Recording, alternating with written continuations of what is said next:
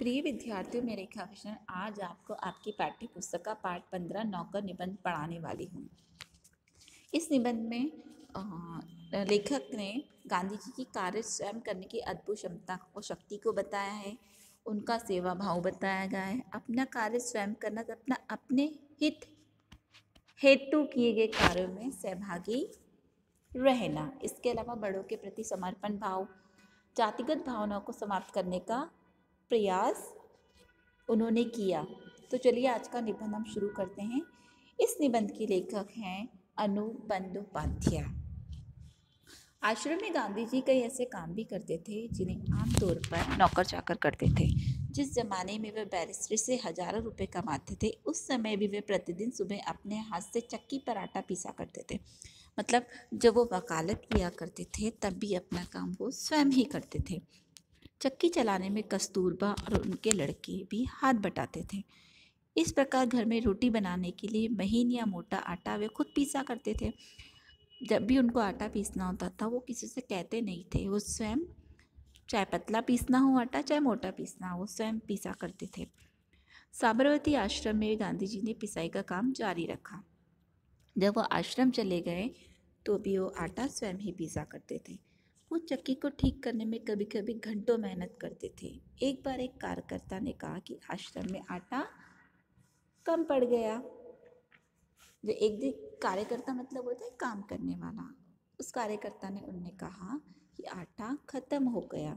तो आटा पिसवाने में हाथ बटाने के लिए गांधी जी स्वयं फौरन उठकर खड़े हो गए। गेहूं पीसने से पहले उन्हें बीनकर साफ करने पर वह जोर देते थे। कोपनधारी इस महान व्यक्ति को अनाज बीनते थे, उनसे मिलने वाले लोग हैरत में पड़ जाते थे। जो भी लोग उन्हें देखते थे वो सब हैरत में पड़ जाते थे कि गांधी जी ये सब काम कर रहे हैं। बाहरी लोगों के सामने शारीरिक मेहनत का काम करते गांधी जी को शर्म नहीं लगती थी। किसी भी प्रकार का कार्य हो, गांधी जी वो काम स्वयं किया करते थे। एक बार उनके पास कॉलेज के कोई छात्र मिलने आए। उनको अंग्रेजी भाषा के अपने ज्ञान का बड़ा गर्व था। जो वो लड़के उनसे मिलने आए थे उन्हें अंग्रेजी भाषा यानी इंग्लिश लैंग्वेज का बहुत घमंड था। गांधी जी से बातचीत के अंत में वे बोले, बापू, यदि मैं आपको कोई सेवा कर सकूं तो कृपया मुझे अवश्य बताइए। अब उन छात्रों ने उनसे काम के लिए बोला कि यदि कोई काम हो तो आप हमें बताइए। उन्हें आशा थी कि बापू उन्हें कुछ लिखने पढ़ने का काम ही देंगे, पर गांधी जी ने उनके मन की बात टाल दी। वो उनके मन की बात समझ गए और बोले, अगर आपके पास समय हो तो इस थाली में गेहूं बीन डालिए। तो गांधी जी ने उन छात्रों को क्या काम बताया? गेहूं बीनने का। आगंतुक बड़ी मुश्किल में पड़ गए। आगंतुक मतलब मेहमान को बोलते हैं जो आए हुए हैं उनके घर पे, तो आगंतुक मेहमान को बोला जाता है। तो जो छात्र थे वो बड़ी मुश्किल में पड़ गए, लेकिन उनके पास कोई चारा नहीं था। 1 घंटे तक गेहूं बीनने के बाद वो थक गए और गांधी जी से विदा मांगकर चले गए। कुछ वर्षों तक गांधी जी ने आश्रम के भंडार का काम संभालने में मदद दी। अब वो आश्रम में क्या करते थे? वहाँ के भंडार का काम संभालते थे। सवेरे की प्रार्थना के बाद वे रसोई घर में जाकर सब्जियां छीलते थे। रसोई घर या भंडारे में अगर वे कहीं गंदगी या मकड़ी का जाला देख पाते थे तो अपने साथियों को आड़े हाथों लेते थे। फिर वो जब भी उन्हें गंदगी दिखती थी तो सफाई करने के लिए अपने साथियों को साथ में ले लिया करते थे। सब्जी, फल और अनाज के पौष्टिक गुणों का ज्ञान था। एक बार एक आश्रमवासी ने बिना धोए आलू काट दिए। गांधी जी ने उसे समझाया कि आलू और नींबू को बिना धोए नहीं काटना चाहिए। एक बार एक आश्रमवासी को कुछ ऐसे केले दिए गए जिनके छिलकों पर काले चकत्ते पड़ गए थे। उसने बहुत बुरा माना। तब गांधी जी ने उसे समझाया कि ये जल्दी पच जाते हैं और तुम्हें खास तौर पर इसलिए दिए गए हैं कि तुम्हारा हाजमा कमजोर है। तो जो गांधी जी थे उन्हें फल और सब्जी की पौष्टिक गुणों का बहुत ज्ञान था। गांधी जी आश्रम को अक्सर स्वयं ही भोजन परोसते थे। जो आश्रम में रहने वाले जितने भी लोग थे तो गांधी जी उनको स्वयं ही खाना परोसा करते थे। इस कारण वो बेचारे बेस्वाद उबली हुई चीज़ों के विरुद्ध कुछ कह नहीं पाते थे।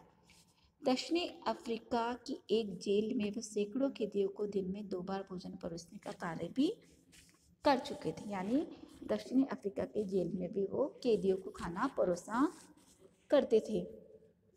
आश्रम का एक नियम था कि सब लोग अपने बर्तन खुद साफ करते थे।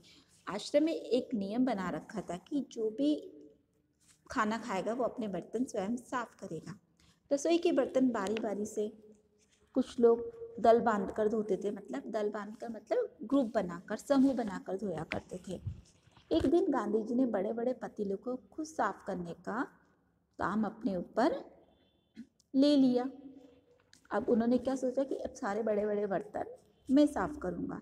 इन पतीलों की पैंदी में खूब काली लगी थी। राग भरे हाथों से वो एक पतीले को खूब जोर जोर से रगड़ने में लगे हुए थे। तभी कस्तूरबा वहाँ आ गई। उन्होंने पतीले को पकड़ लिया और बोली, ये काम आपका नहीं है, इसे करने को और बहुत से लोग हैं। गांधी जी को लगा कि उनकी बात मान लेने में ही बुद्धिमानी है और चुपचाप कस्तूरबा को उन बर्तनों की सफाई सौंप कर चले गए। बर्तन एकदम चमकते ना हो तब तक गांधी जी को संतोष नहीं मिलता था, क्योंकि उन्हें साफ सफाई बहुत पसंद थी। एक बार जेल में उन्होंने जो मदद दिया गया था उसके काम से असंतुष्ट होकर उन्होंने बताया कि वे खुद ऐसे लोहे के बर्तन को भी मांजकर चांदी सा चमका सकते थे। एक बार उनको कोई काम करने वाला दिया गया था, कार्यकर्ता जो दिया गया था वो ऐसा था जो गांधी जी को उनके कार्य बिल्कुल पसंद नहीं थे। तो गांधी जी उनको बोलते थे कि मैं लोहे के बर्तन भी ऐसे चमका सकता हूँ जैसे कोई चांदी चमक रही हो। जब आश्रम का निर्माण हो रहा था उस समय वहाँ आने वाले कुछ मेहमानों को तंबुओं में सोना पड़ता था। एक नवागत को पता नहीं था कि अपना बिस्तर कहाँ रखना चाहिए। नवागत मतलब कोई नया जो मेहमान आया है उसको पता नहीं था कि अपना बिस्तर कहाँ रखना चाहिए, इसलिए उसने बिस्तर को लपेट कर रख दिया और ये पता लगाने गया कि उसे कहाँ रखना है। लौटते समय उसने देखा कि गांधी जी खुद स्वयं बिस्तर कंधे पर उठाए रखने जा रहे हैं। आश्रम के लिए बाहर बने कुएं से पानी खींचने का काम भी वो रोज करते थे। ऐसा कोई काम नहीं था जो गांधी जी नहीं किया करते थे। एक दिन गांधी जी कुछ अस्वस्थ थे और चक्की पर आटा पीसने के काम में हिस्सा बटा चुके थे। उनके एक साथी ने उन्हें थकावट से बचाने के लिए अन्य आश्रमवासियों की सहायता से सभी बड़े छोटे बर्तनों में पानी भर डाला। गांधी जी को ये बात पसंद नहीं आई। मन में कुछ ठेस भी लगी। उन्होंने बच्चे के नहाने का एक टब उठा लिया और कुएं से उसमें पानी भरकर टब को सिर पर उठाकर आश्रम में ले आए। बेचारे कार्यकर्ताओं को इस चीज़ का बहुत पछतावा हुआ कि गांधी जी स्वयं काम कर रहे हैं। बेचारे कार्यकर्ताओं को बहुत पछतावा हुआ कि गांधी जी स्वयं कार्य कर रहे हैं। शरीर से जब तक बिल्कुल लाचारी न हो तब तक गांधी जी को ये बात बिल्कुल पसंद नहीं थी कि महात्मा या बूढ़े होने के कारण उनको अपने हिस्से का दैनिक शारीरिक श्रम न करना पड़े। मतलब गांधी जी हमेशा ऐसा चाहते थे कि भाई जब तक मेरे हाथ पैर साथ दे रहे मैं काम स्वयं करूँगा। उनमें हर प्रकार का काम करने की अद्भुत क्षमता और शक्ति थी। किसी भी प्रकार का काम हो गांधी जी कोई शर्म नहीं करते थे, हर प्रकार का काम कर लिया करते थे। वो थकान का नाम भी नहीं जानते थे। दक्षिण अफ्रीका में बोअर युद्ध के दौरान उन्होंने घायलों को स्ट्रेचर पर लादकर एक एक दिन में 25-25 मील तक ढोया था। तो किसी तरह के काम से वो घबराते नहीं थे। दक्षिण अफ्रीका में जब वो टॉलस्टॉय बाड़ी में रहते थे तब पास के शहर में कोई काम होने पर दिन में अक्सर 42 मील तक पैदल चलते थे। इसके बाद वे घर में बना कुछ नाश्ता साथ लेकर सुबह 2 बजे ही निकल पड़ते थे। शहर में खरीदारी करते और शाम होते होते वापस फॉर्म पर लौट आते थे। उनके अन्य साथी भी इस उदाहरण का खुशी खुशी अनुकरण करते थे। गांधी जी को देखकर जो उनके कार्यकर्ता थे वो भी रोज घूमने जाना, चलना, हर तरह के काम करना में कोई शर्म नहीं करते थे। वो भी हर प्रकार का कार्य कर लिया करते थे। एक बार किसी तालाब की भराई का काम चल रहा था जिसमें गांधी जी के साथी लगे हुए थे। एक सुबह काम खत्म करके वे लोग फावड़े, कुदाल और टोकरियां लिए जब वापस लौटे तो देखते हैं कि गांधी जी ने उनके लिए तश्तरियों में नाश्ते के लिए फल आदि तैयार कर रखे। तश्तरियां मतलब बर्तनों में गांधी जी ने उनके लिए फल रखे हैं। एक साथी ने पूछा, आपने हम लोगों के लिए सब कष्ट क्यों किया? क्या ये उचित है कि हम आपसे सेवा कराएं? गांधी जी ने मुस्कुराकर उत्तर दिया, क्यों नहीं, मैं जानता था कि तुम लोग थके मांदे लौटोगे। तुम्हारा नाश्ता तैयार करने के लिए मेरे पास खाली समय था। तो गांधी जी ने जब उनको देखा कि तालाब में भराई का काम उनके सारे साथी कर रहे हैं, तो गांधी जी ने सोचा कि ये थके आ रहे आएंगे तो इनके लिए मैं नाश्ता में परोस देता हूँ। तो गांधी जी ने उनके लिए नाश्ता स्वयं परोसा। दक्षिण अफ्रीका में रहने वाले भारतीयों के जाने माने नेता के रूप में गांधी भारतीय प्रवासियों की मांगों को ब्रिटिश सरकार के सामने रखने के लिए एक बार लंदन गए। वहाँ उन्हें भारतीय छात्रों ने एक शाकाहारी भोज में निमंत्रित किया। वहाँ के जो छात्र थे, भारतीय छात्र थे, उन्होंने उन्हें खाने पर बुलाया। छात्रों ने इस अवसर के लिए स्वयं ही शाकाहारी भोजन तैयार करने का निश्चय किया था।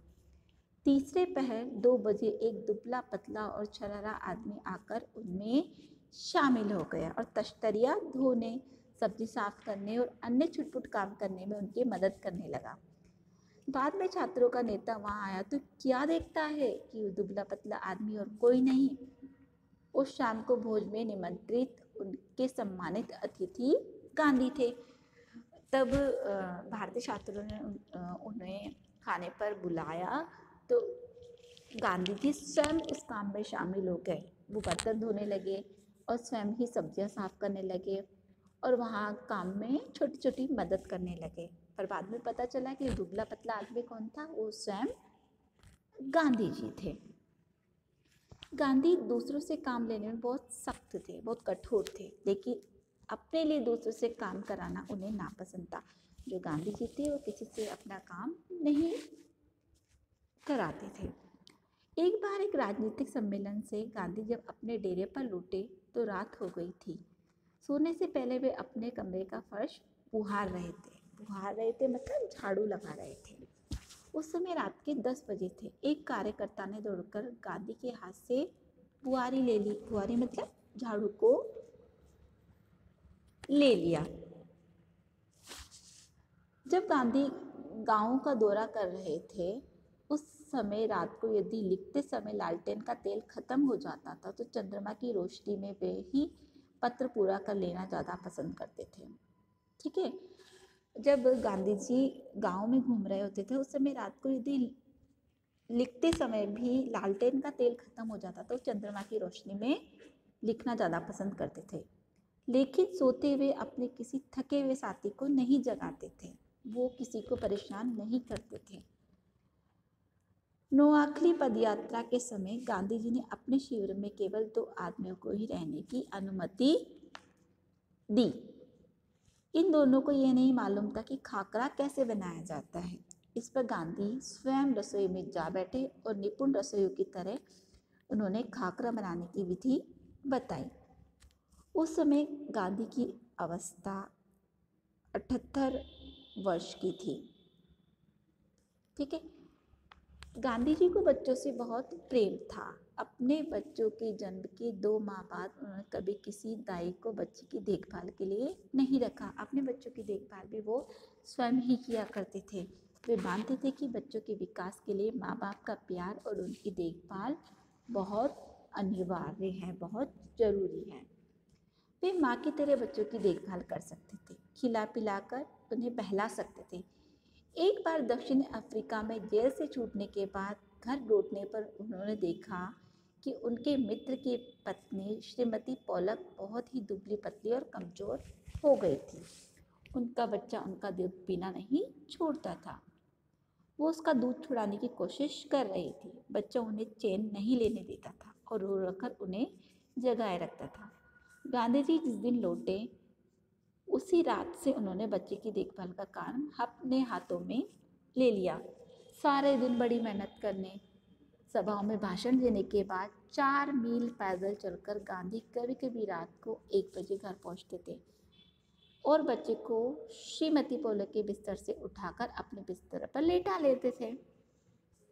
वो चारपाई के पास एक बर्तन में पानी भरकर रख लेते थे ताकि यदि बच्चे को प्यास लगे तो उसे पिला दे, लेकिन इसकी जरूरत ही नहीं पड़ती थी क्योंकि जो श्रीमती पॉलक की पत्नी थी वो बहुत ही दुबली पतली और कमज़ोर थी और उनका बच्चा उन्हें बहुत परेशान करता था। तो गांधी जी ने ये जिम्मा भी अपने सर ले लिया। वो क्या करते थे, उस बच्चे को उनके बिस्तर से उठा के अपने पास सुला लेते थे और यदि बच्चे को प्यास लगती थी तो वो पानी भी पिला दिया करते थे। पर ऐसा कभी उन्हें ज़रूरत नहीं पड़ी।